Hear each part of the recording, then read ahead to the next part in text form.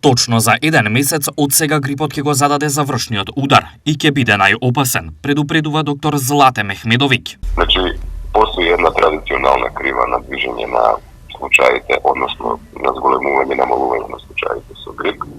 Секогаш пикот го очекуваме во втората половина на месец февруари. Грипот и оваа година донесе многу проблеми, но колкава беше неговата присутност во споредба со лани?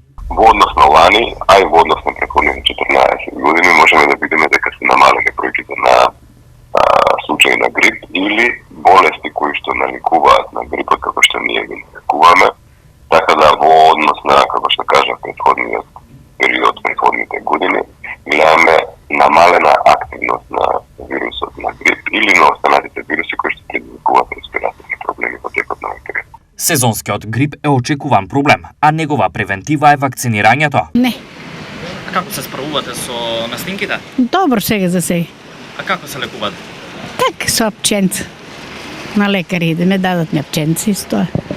Се вакцинирам и плюс примив друга вакцина, Превенар, што ме штити на овие години. Да, вакцинирана сме. Секоја година, 6 години се вакцинирам. Добро ми е, до сега. Да не чуе гал, добро е. До сега сме добри. Према годините добро е. А Имам на сите возрастни посебно да прават тоа. Да се вакцинират. Да. Секоја година да се вакцинират по-старите. Так. Да. За оние што не успеале да се спасат, решение се аптеките.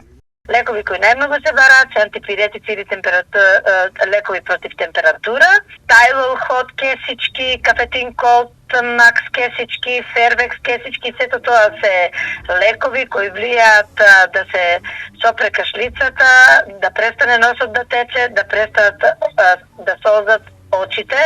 Исто така се бараат ногрипин, риностоп, адолор.